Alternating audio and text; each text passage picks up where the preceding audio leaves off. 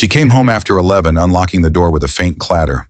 Her perfume was different, bittersweet smoke and citrus, like she had stepped out of another life. She tossed her bag on the couch and sighed. Long day. I searched her eyes for answers, but they darted away like shadows, fleeing the light. Do you want to talk about it? I asked carefully. She laughed lightly, too lightly.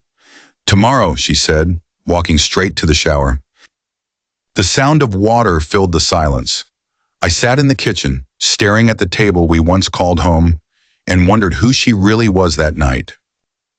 My name is Justin, 33, and I've lived in Denver my whole life. I run a small print shop, steady and quiet, a place where ink never lies.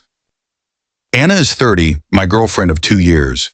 She's the kind of woman whose smile once softened my worst days, whose laugh made strangers turn their heads. We built something together in our small apartment near Cheeseman Park. Morning coffee, late-night movies, lazy Sundays. Those moments stitched our lives into something I thought was unbreakable. But recently she had been coming home later and later. Always the same excuse. Overtime at work. Overtime had become the third person in our relationship. At first I believed her. I wanted to believe her. I told myself deadlines were real and stress explained her distance. But then small cracks appeared. Her phone screen tilted away when I walked into the room. Her stories changed. Different names, different details, like a script rewritten too many times. And then Logan, my oldest friend, decided to tell me what he had seen. Justin, he said quietly one evening, I spotted Anna last week. Where? I asked, my chest already tightening. His eyes didn't waver. She wasn't at work.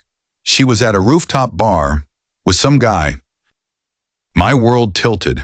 I gripped the armrest of the chair, trying to steady myself against words that felt like bullets.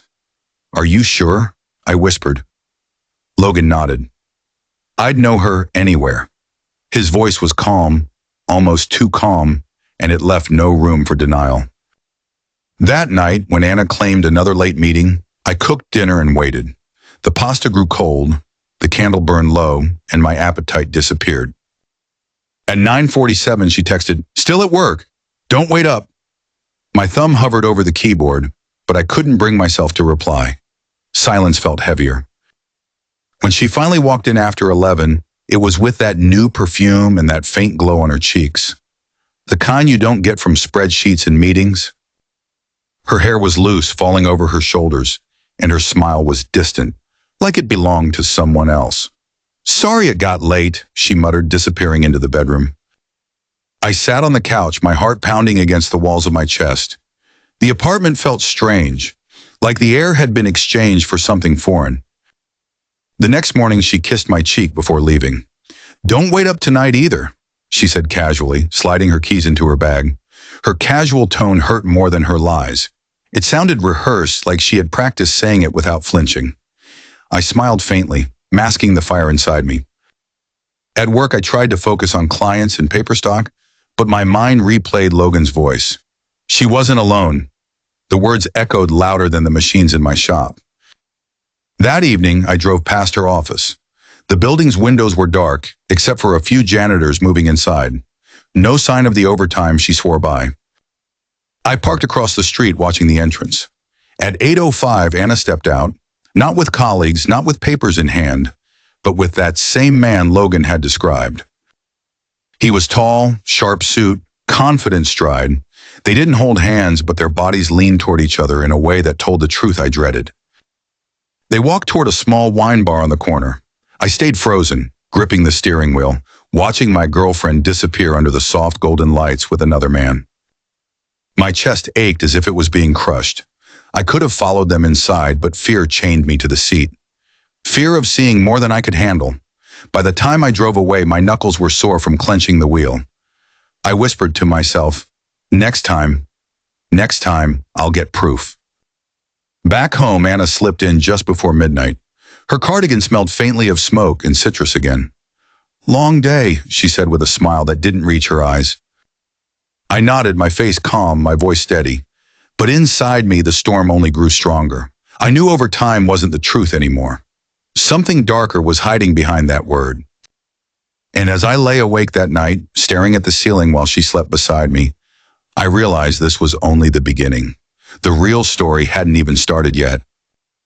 The following week passed in slow motion, each night a replay of the same lie. Anna would text about overtime, and I would sit in silence, pretending to believe her. Her laughter over the phone was quieter than it used to be. Once I walked into the room while she was texting, and she locked the screen instantly, her shoulders tensing. I wanted to scream, but instead I asked softly, "Rough week?" She smiled faintly. "Yeah, but it'll be worth it soon." Worth what? Her words lingered, unanswered. I started keeping a notebook. Times she left, times she returned, the excuses she gave. It felt obsessive, but every lie left a Peter I couldn't ignore. Logan checked on me often. "Are you sure you want to know the truth?" he asked one night. I swallowed hard and said, "Yes, even if it breaks me." The next Friday, Anna left around 7. "Don't wait up," she said again, her smile casual, her tone rehearsed. I nodded and kissed her forehead like nothing was wrong. Minutes later, I followed her car through Denver's glowing streets. My heart pounded as if each red light was testing my courage to keep going. She parked outside the same wine bar Logan had mentioned. Through the glass, I saw him again. The tall man, the sharp suit, the smile that wasn't mine. They sat close, their heads bent toward each other. Their hands didn't touch, but their eyes did. It was intimacy without needing skin. I pulled out my phone, shaky hands snapping a photo from the driver's seat. Proof. Cold, undeniable proof that her overtime wasn't at work at all. For a moment, I thought about barging in, flipping the table, demanding answers. But I stayed in the car, my jaw clenched, watching them sip wine like nothing else existed. 2 hours later, they left together. No hugs, no kisses, just quiet steps side by side. But sometimes betrayal hides in what's not shown, not in what is. Back home, Anna walked in at midnight, her perfume carrying smoke and lemon again. She kissed me lightly, as if guilt could be hidden under citrus. "How was work?" I asked, steadying my voice. "Exhausting," she said quickly, slipping off her heels. Lies never sounded so rehearsed. The next morning, I printed the photo I had taken and slipped it into my notebook. Proof was building, but the storm inside me still asked for more. A few days later, Anna claimed she had a business dinner. This time I didn't follow. Instead, I called one of her colleagues, pretending it was casual. "Dinner," her colleague repeated, surprised. "No, the team wrapped up early. Everyone went home." My stomach sank, confirmation that she was weaving stories beyond her hours. That night, Anna came home glowing. She carried no files, no laptop, just that perfume again. She said, "We closed a big deal." My heart broke at the lie. I stopped eating dinner with her. The silence between us grew heavy, meals untouched, conversations reduced to one-word replies. She noticed but never pressed. One evening, Logan came over. He saw the notebook, the photos, the notes. "Justin, this is enough," he said firmly. "You have your proof. You don't need to destroy yourself." But I wasn't ready. Something inside me still wanted to hear her admit it, to see if her eyes could meet mine while saying his name. The following Saturday, Anna dressed up more than usual. Red dress, heels, lipstick she hadn't worn in months. "Company dinner," she smiled. The lie was sharper this time. When the door closed, I felt the walls closing in too. I sat with my notebook open, staring at the pictures, wondering if love was worth this agony. At midnight, I drove past the wine bar again. No Anna. Instead, her car was parked 2 blocks away, outside a hotel with golden windows glowing against the dark. I sat in my car for an hour staring at that hotel. My chest felt crushed, my palms sweaty, my stomach hollow. Proof was no longer in shadows, it was here, screaming in neon. At 2 in the morning, Anna walked out of the hotel with him. Their steps were close, their voices soft, her laugh free in a way it hadn't been with me for months. She didn't see me. I watched her get into his car and something inside me cracked. The woman I loved was living 2 lives, and I was a ghost in both. When she finally came home at 4, she whispered, "Sorry, late meeting," before collapsing into bed. Her lies smelled stronger than her perfume. I sat on the couch holding my notebook, The photos, the truth I never wanted to find. The storm had arrived and the confrontation was no longer a choice, it was a necessity. The next evening I sat quietly in the living room. Lights dimmed, waiting for her to return. Every second stretched endlessly, my chest tight with dread. When the door finally opened, Maria walked in carrying her purse, looking tired but strangely alert. I noticed her eyes widen slightly when she saw me waiting. "Hey, you're still up?" she asked, forcing a smile. Her voice was casual, but her shoulders tensed as she set her bag down. I felt the weight of truth pressing in. I took a deep breath, my hands trembling slightly as I reached for the tablet on the table. "Maria, we need to talk," I said softly but firmly. She froze. "About what?" she replied, her tone light but guarded.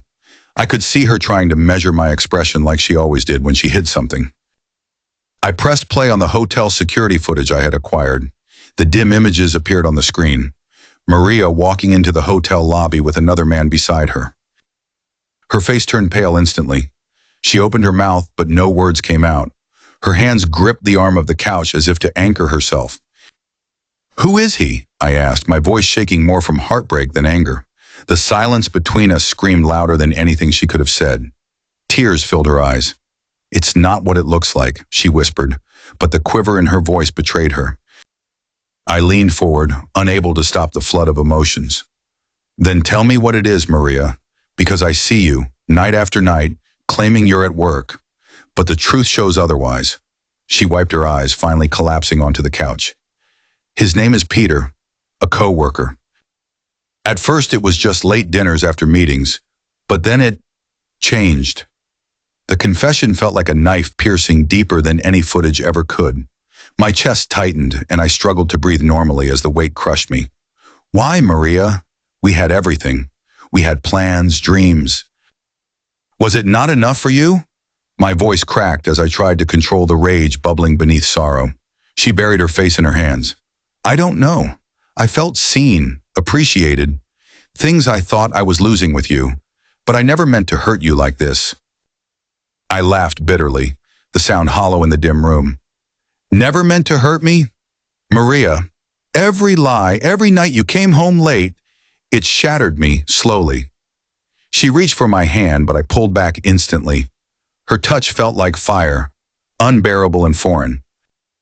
Her eyes widened at the rejection. "I still love you," she said desperately, voice trembling. "I made a mistake, but we can fix this. Please, let's try." My chest tightened with conflicting emotions. Part of me wanted to believe her, to hold on to the life we built. But another part screamed that trust was gone forever. I stood up, pacing the room. "You don't understand, Maria. Trust isn't a vase you glue back together. Once it cracks, the pieces never look the same again." Her tears spilled freely now, streaking down her cheeks. "So what now? Are you leaving me?" she asked, her voice almost breaking apart. I looked at her, the woman I had once adored beyond words, and saw someone I could no longer recognize. "No, Maria, you left me a long time ago." Silence filled the room like thick smoke. The hum of the refrigerator in the background felt louder than our shattered breaths. She curled into herself, sobbing softly. I walked to the window, staring at the streetlights outside. My reflection looked like a stranger. Hollow eyes, clenched jaw, a man betrayed beyond repair. Behind me, Maria whispered, "I'm sorry." Her apology felt weightless, drifting into the void between us, never reaching where it needed to go. I turned back, my decision clear. "I'll pack my things tomorrow. I need space. I need to breathe. Staying here would only drown me further." Her sobs grew louder, but I couldn't let myself bend again. I had to reclaim the part of me that still believed in honesty and dignity. Walking past her, I felt every step like a farewell. The hallway seemed longer than ever, shadows stretching with every move. My heart ached, but my resolve held firm. I closed the bedroom door behind me, leaning against it with tears streaming down my face. This was not the ending I ever wanted, but it was the only way left. The next morning I packed in silence. Maria sat at the table, red-eyed and broken. No words were exchanged. The silence spoke louder than screams. As I carried the last bag out, she whispered faintly, "Please don't go." But my steps didn't falter. For once, I chose myself over her lies. Driving away, the city lights blurred through my tears. I realized healing wouldn't come easily, but at least I was no longer trapped in a cage of deception. The road stretched ahead, uncertain and lonely, yet strangely liberating. My heart was bruised, but I knew someday it would beat freely again without chains of betrayal. In that painful silence, one truth became clear. Sometimes endings are the only chance to find ourselves again, even when love tries to chain us to misery. Trust, once broken, doesn't heal the same way. If someone lies once, they might do it again. And ignoring red flags only makes them brighter.